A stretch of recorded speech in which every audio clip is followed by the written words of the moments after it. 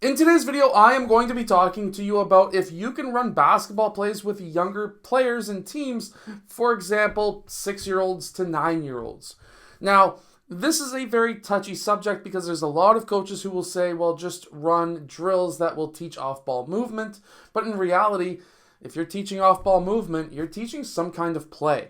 So let's get down and let's check out some of the things that I would do and I have done in the past with younger teams and younger basketball players so that they understand that they just cannot follow the ball around. See, that's what happens. With younger players, they will literally ball up and say, pass the ball, pass the ball, pass the ball. And all you have is 10 kids who are literally running around in a ball everywhere around the court.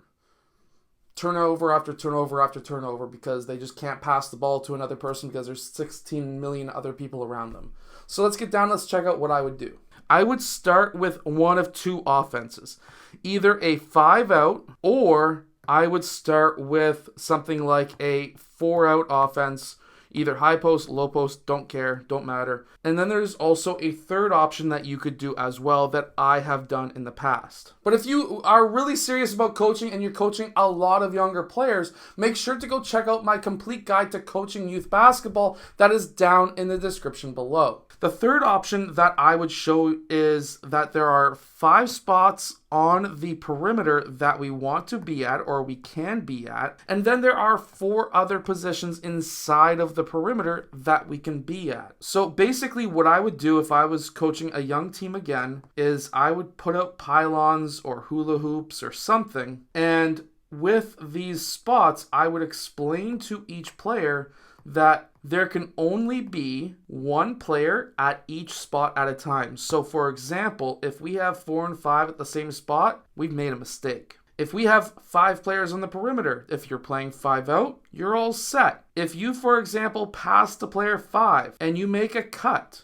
you have to make sure that you cut in front of this pylon and you cut to the rim. You can stay for 1 second in this post or in this post. It don't matter. So player 1 would cut. Let's say he hangs out there for a second. Well, now there always has to be somebody beside the player with the ball, but at the pylon that is beside them. So for example, player 2 is the closest to this pylon and this pylon is right next to this ball, which means that player 2 needs to fill up. Player 1 never got the pass, which means that he needs to fill out to this pylon because it is the only pylon that is open, obviously, because we are running the 5-out. Now, if we were running the 4-out instead, depending on how you want to run the 4-out, this is one possibility. So this first option is if you are not allowed to screen. Let's say player 4 passes to player 3. We can have player 4 cut to the basket on this side of the pylon because we can say the pylon is a defender. He cuts to the rim, but he's going to cut to this pylon because this pylon is open. Meanwhile, player 5, because we do not, if we're running 4-out, we do not want more than 2 people in these 4 spots, player 5 needs to fill out to the spot that is next to the ball. If somebody has already taken that spot, then now, because this spot is now no longer on the board because we are running 4-out, player 5 can fill up here, or if player 1 has moved because player 2 moved, player 5 now fills out to this spot. But essentially, there always has to be somebody in these spots. And if there is somebody who passed and you're standing on the opposite side of the ball, you guys need to move. Whoever is over here needs to move to a new pylon.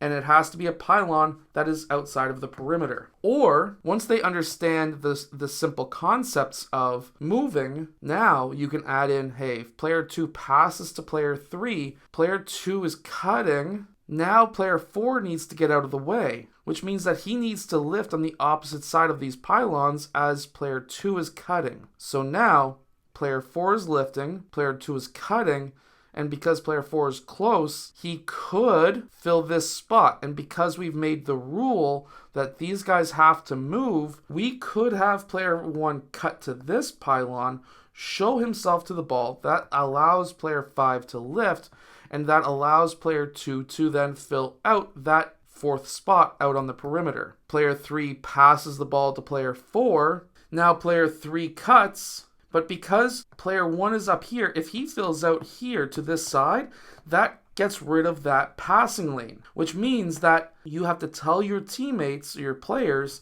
that the corner, when he cuts, if there is a player in the high post, you need to cut to the high post. Player 1 can then fill out to that corner. Instead, if player 1 is in the low post, you can still cut to the high post, but you could cut to the low post and player 1 just fills out behind him. Either way, let's say player 1 is in that high post, player 3 cuts at the same time player 1 fills out to the opposite behind him, and now we are still in that 4 out 1 in. Now let's say you want to run with screens. Well, this can give you another option as well. So if player 4 passes to 1, we could set the screen on that pylon, and then player 4 can cut in front of this pylon.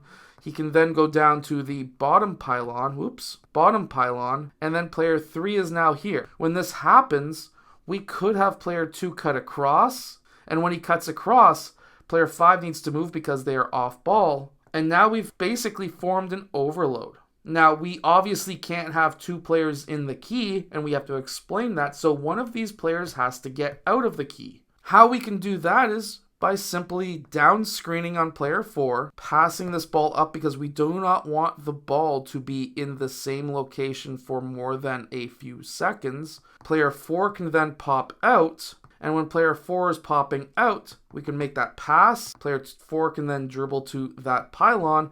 And now player 3 can cut across. Player 1 can lift. Player 2 can get out because remember, we do not want more than 2 players in the key.